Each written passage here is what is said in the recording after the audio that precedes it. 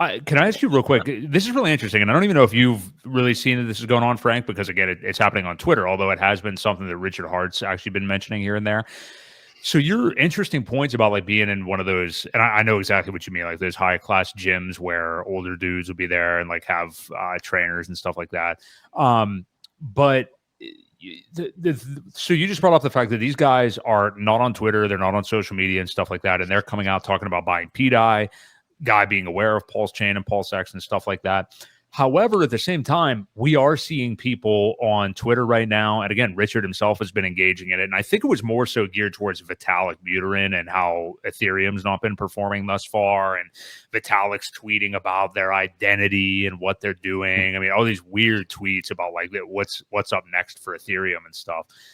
And there's been this thing within PulseChain the last couple of days, people talking about like marketing, like we should have better marketing, or Richard's tweeting about like don't. I forget what the phrases he said. Maybe Ewok, you can help me out, but don't whatever advertise instead. I forget. It's a rhyme. I forget what it was, but he's just basically telling people to advertise and stuff like that.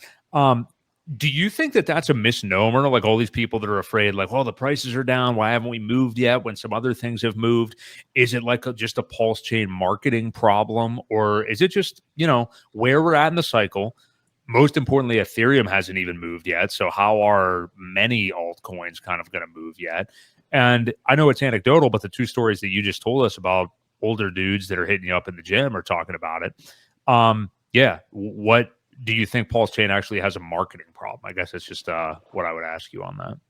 So my viewpoint on that is very, very different. A lot of people are not going to like what I have to say, actually, because there you go. Let me put it this way. If people buy solely on marketing,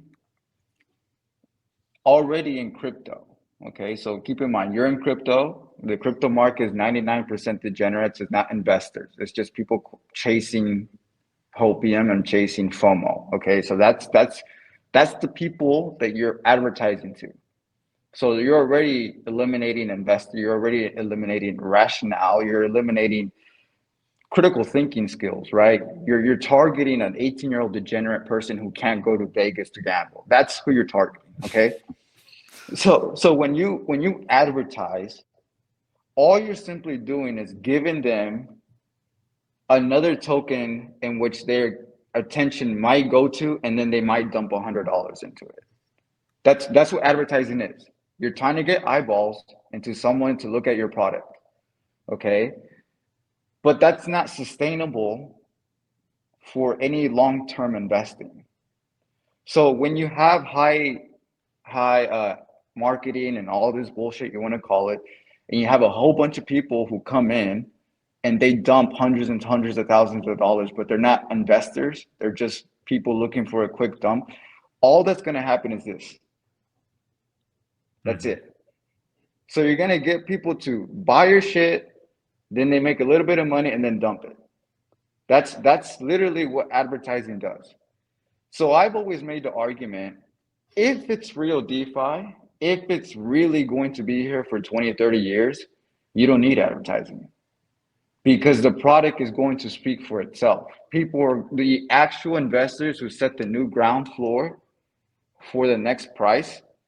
They understand, this is a long-term hold. And that's not based on how many eyeballs can you get to it. It just naturally happens. It's like that in everything in the world.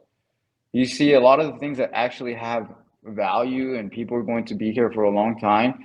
They don't have to push people to buy it. It just naturally happens.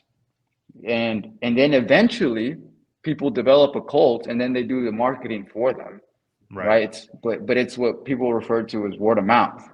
Yeah. It's just credibility from people. Me talking about it passionately. I've onboarded people because I'm passionate about it. And they trusted my intuition, they trusted my background, they trusted my credibility. And like, I don't need to do the research. I don't need to go on Twitter. I trust Frank. Frank's done his research. He's done his understanding of it. And if he's in it and he's passionate about it, he's not convincing me about it. He's just telling me about it. Well, I'm going to go and dabble into it too. So that's how you actually sustain something that's going to be here for 20, 30 years. It's like when you have actual investors coming in and saying, this is the real deal, right? But when you have like advertising, marketing, it's no different than just trying to push a product into people who don't actually believe in it. They buy it, they don't like it, then they get rid of it. Well, what's the So percentage of those people, Frank, that you think do come in from advertising and end up getting that aha moment? I mean, because you've got to get them from somewhere, right? And, you know, we've been made aware of a lot of people that it came into Hex, whether it be the postcards or I can't even remember. Somebody was watching a late night. They saw an infomercial. Oh, that's Crypto Heartbeat. Matt. Yeah. Heartbeat. Yeah, So people like that, you're going to get them, right? But so what do you think? 1-2% maybe of that group stay? So I'll give you some percentage in a second, but I always like to think about it. If the person that I know is going to come in here for a long-term holding, they're going to think like me, right? So how did I get onboarded? It took me understanding Bitcoin. It took me understanding that to a very deep level. And then I found it through typing in decentralized finance on YouTube. And then Hex kind of like was brought up. But even before then, I had a friend who was in multi-level marketing that I've known for 20 years. He was told about it from a credible source that he was involved in back in the day. So all the people that how I was on board and how I onboarded other people, it all came through someone that I trusted and they trusted someone else. That's how that's like long-term players, that's how it is. People who are going to be here for 5, 10, 15 years, I know this person, I've known him for a long time, I trust his research. He told me about it. Now I'm going to go and do my own research. Now, of course, you can get that small percentage of people through a mass advertisement like that. Of course you can. But I like to put it is, what is the percentage base? Okay, how much does a crypto drop? Let's say 90, 95%. I would argue the reason why it drops 95% is because that 95% are degens. And the 5% that is above the low, it's that long-term hold. Yeah. You see, does that make sense? Yeah, sure. And but each time, and that's why Bitcoin did the same thing, right? Early in the day, Bitcoin went down 95%. The next cycle, maybe only 90. The next cycle, only 85. And now we're at the point where this could be a 80% drop. So each cycle, you're going to gain a small portion of that mass group that see the big picture, or a lot of them lose their keys and they can't dump. There's a combination of both things that happen, but I think that is kind of the goal of the mass marketing type thing. Is you're going to grab a small percentage of those people that actually do get it, that actually do see it, and they do stick around. I mean, you know, if we just rely on word of mouth, it could really take a long time. So it will take a very long time. But let me ask you this. But it wouldn't dip as hard, is what you're saying.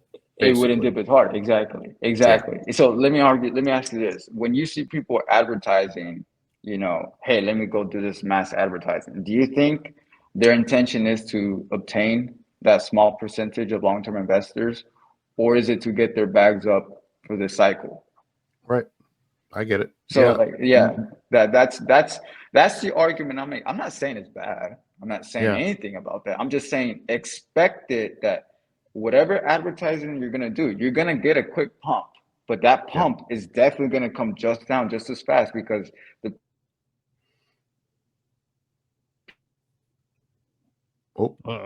frozen. Right. I don't know if we lost him or if it's just temporary. Oh, there you go. You're back. You froze for a minute. There you go.